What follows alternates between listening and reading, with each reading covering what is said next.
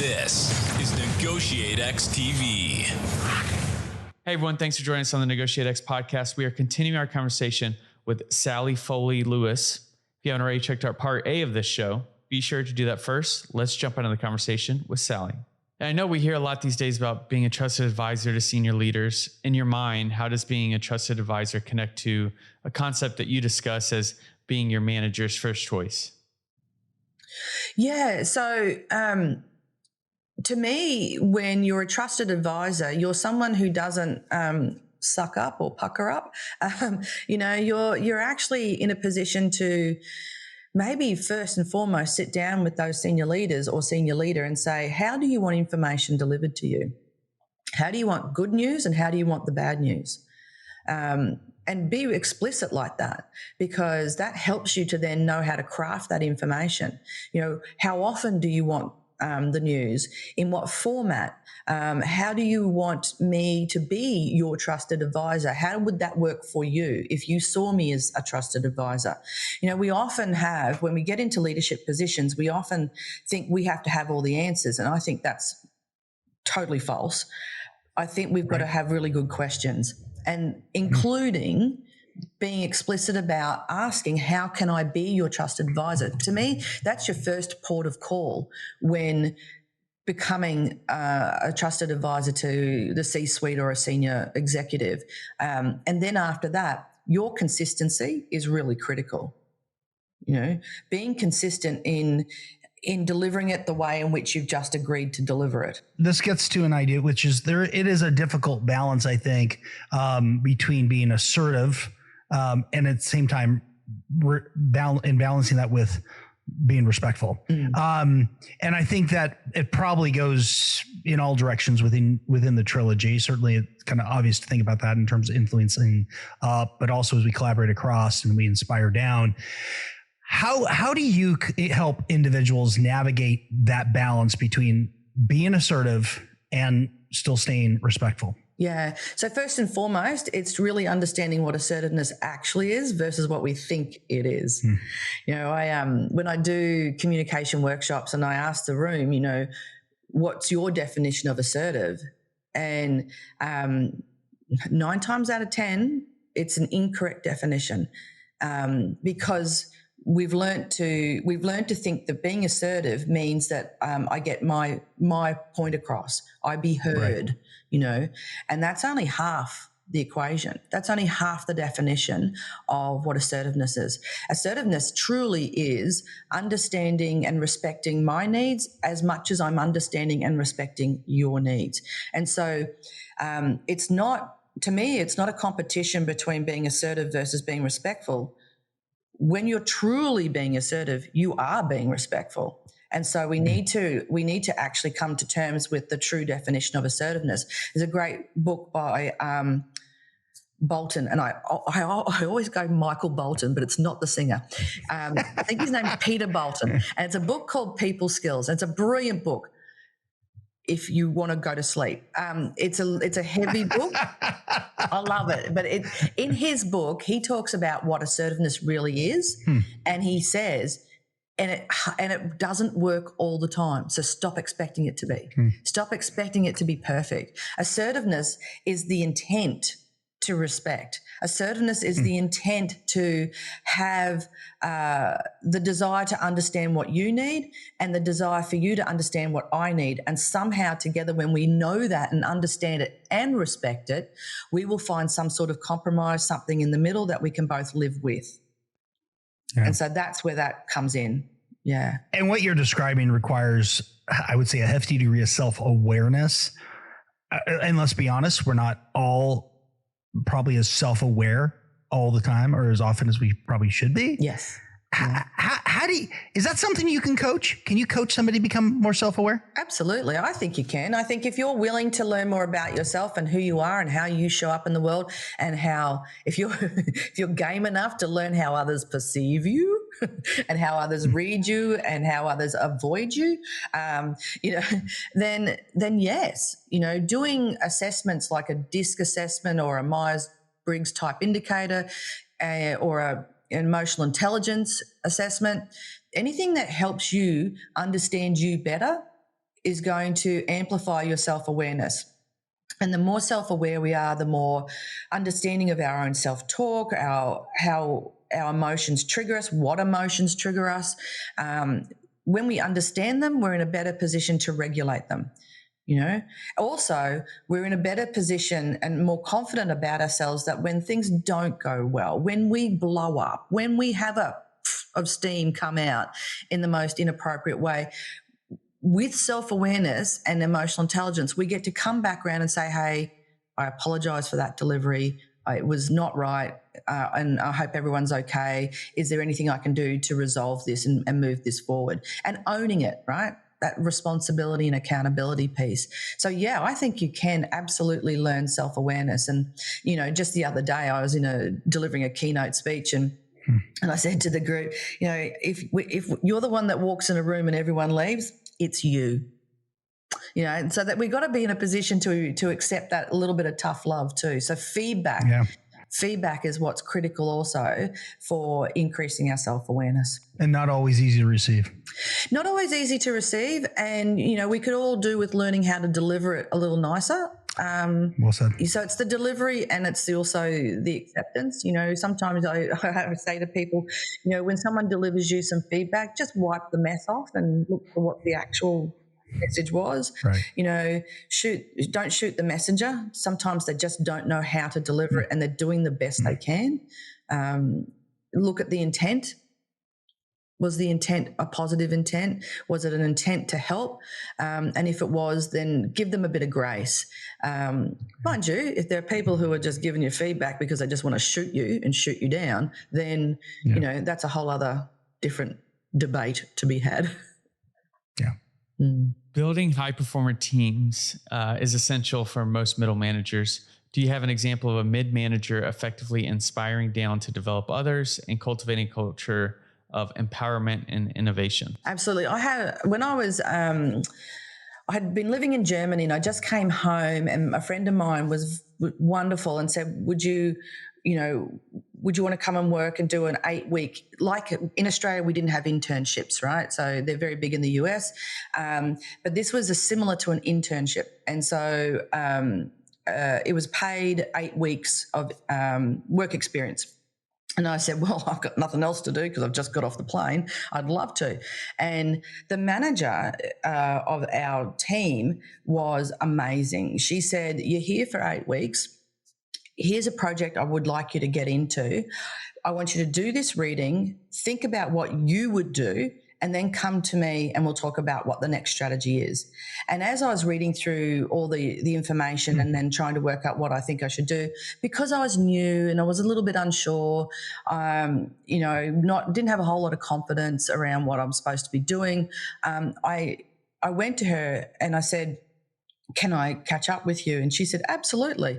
And I said to her, this is what I'm thinking, but I don't know if I'm on the right track. And she said, I need you to know that even though I've thrown you in the deep end, I know what you can do and I trust you. You are on the right track. And if you have any other questions, keep coming back to me. Okay. But I will be pushing back when I know that you're seeking reassurance that you don't need because it's within you. And I thought, oh, that's really cool to hear that. I was okay with that. Yeah. And then she also said,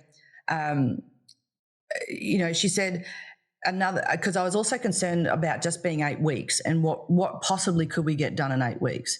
And she also said, I want you to think like you're a permanent employee because what you're doing will live past you. What you're working on has to live beyond whether you're here for 8 weeks or you're here forever. And so that was a really good frame as well. And I think she was, her ability to empower and say, I trust you, was great. And she could see that I had the capability, even if I didn't have quite the confidence yet. And so I think mid-level managers who can help people see their own capability are going to be ones that will get the productivity. and she's actually one of my dearest friends now, but she's the best boss I ever had. She said, "You've got this, my door's open if you need to ask me anything, and but I know that you're going to do it." And and that pushback, that beautiful, gentle pushback that she could see I was tipping into, I need reassurance versus, no, you got this. She didn't just let me come and drain her energy just to fill up my tank of confidence. She gently pushed back. And I think there's something in that for leaders, because a lot of leaders, they say, I've got an open door policy, come and ask me anytime. And usually what they're doing is nurturing, parenting, they're pumping up tires, which is nice, but is that long-term helpful? That would be my question to that. So, yeah.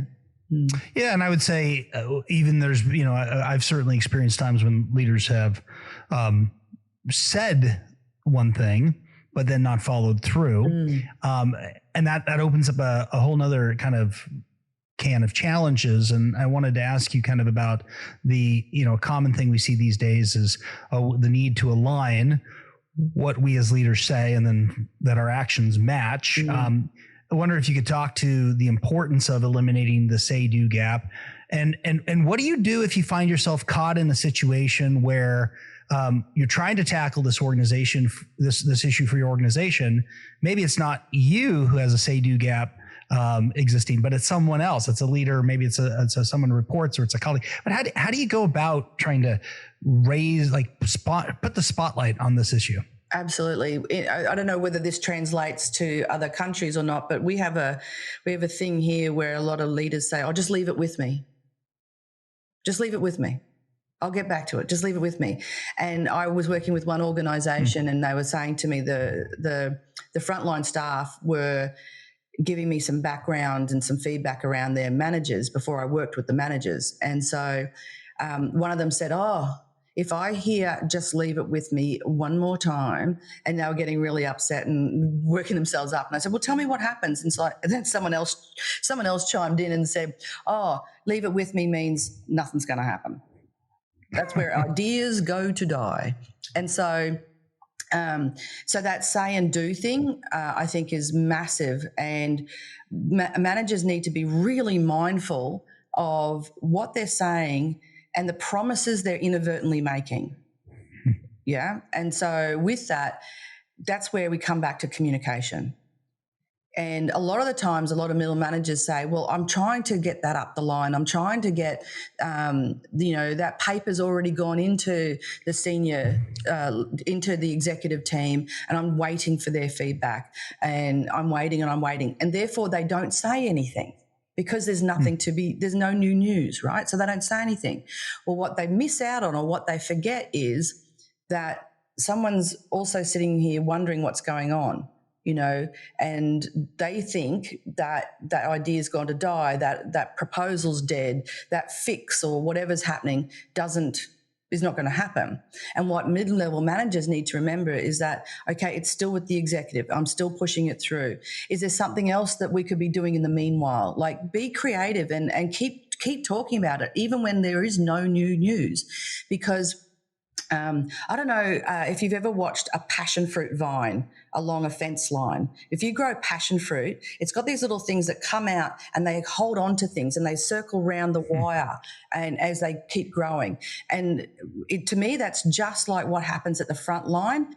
People will hang on to anything, and they'll speculate and they'll gossip, and then it becomes bigger, and then it infiltrates the culture. So as mid-level managers, you might be sitting there thinking, "I've got no new news." Well, talk about that. Say you've got no new news, and then maybe take that a step further and talk about, well, what else can we do? And also even scenario plan. Okay, if this doesn't get up, what do we do? If we only get half of this, what do we do? If we get all of this, are we ready to go? Are we in preparation mode?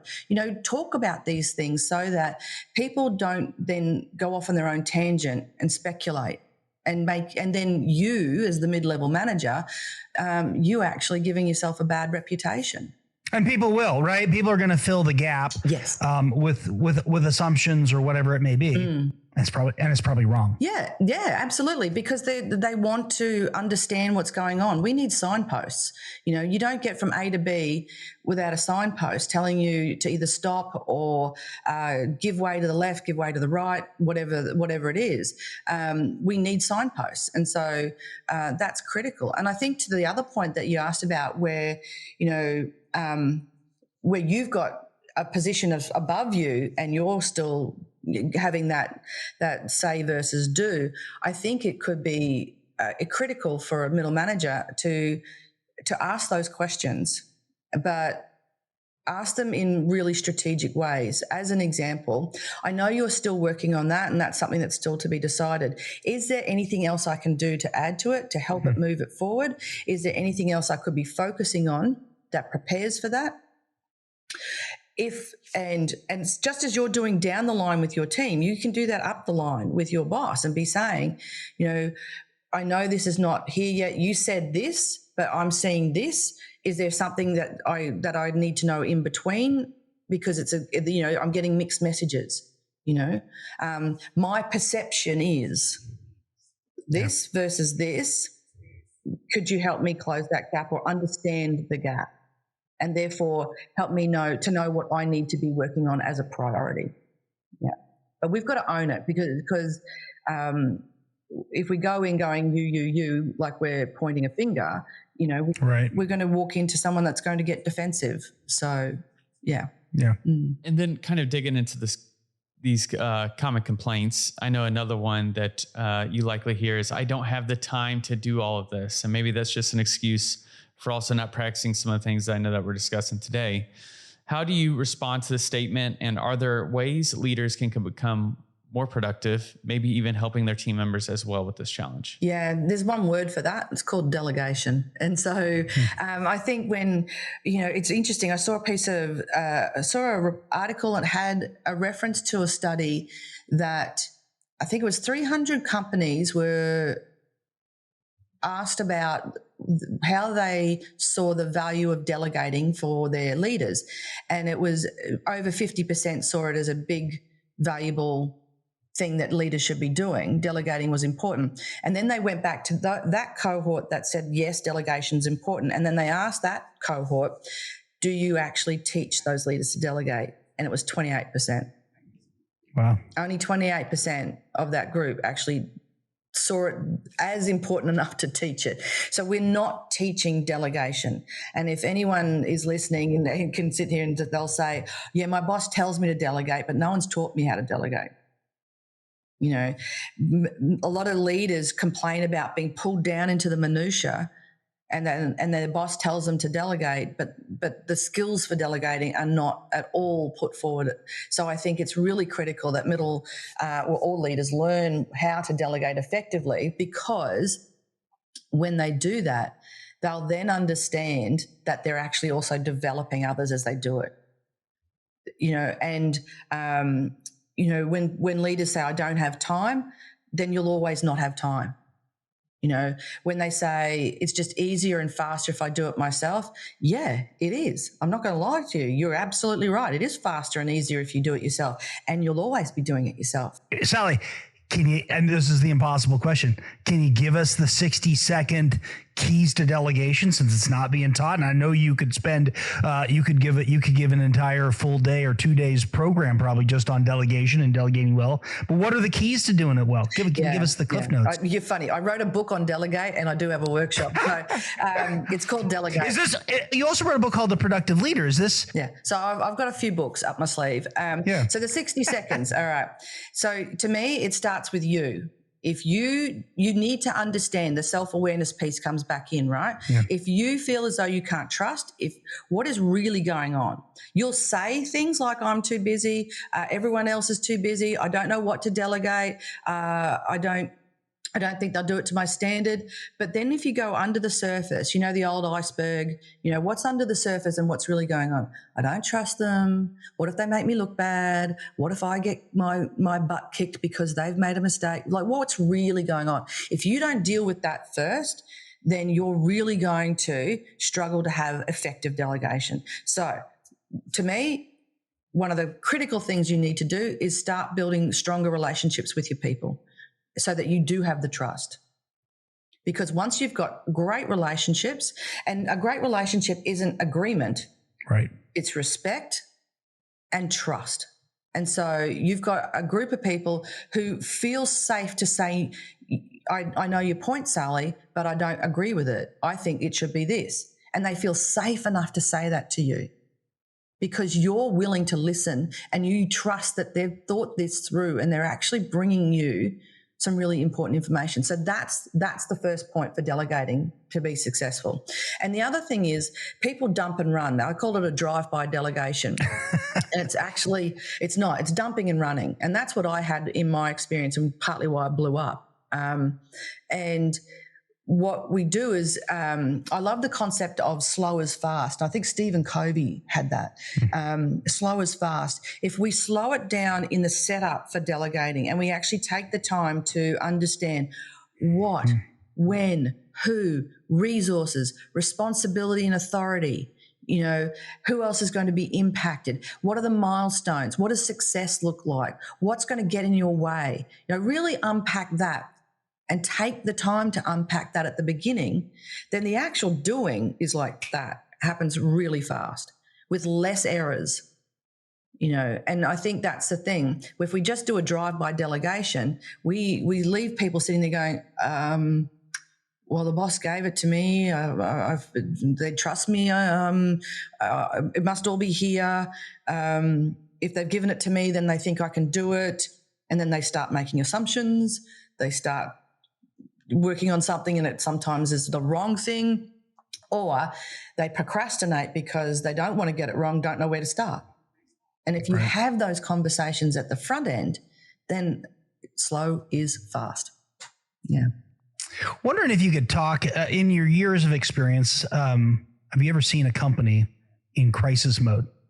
Whatever it might be, internal, external, but maybe on the cusp of complete meltdown. And in that in extremis moment, what did leaders, and I know we're talking specifically today, kind of really, or a lot today about mid-level managers, but what did they step up and do that was necessary to save the company? To me, I don't have an exact example on top of my head, but I know that when the culture of the organization is open and positive and there are good relationships, then everyone is willing to step in and go the hard yards to get through the crisis. If the culture is not there, if it's all about the organizational chart and that's it, then people jump ship.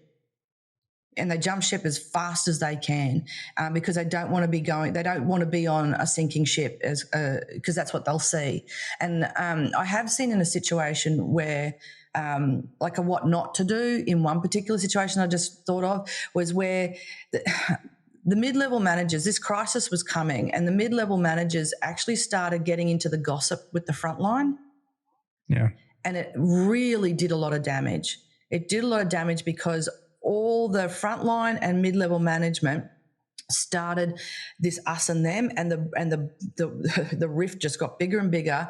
And the outcome of that was a lot of the mid-level managers were asked to leave, were sacked, or some were made redundant, but a lot of them were basically sacked because their behaviour was a direct contribution to making the crisis or the situation worse and making the culture worse.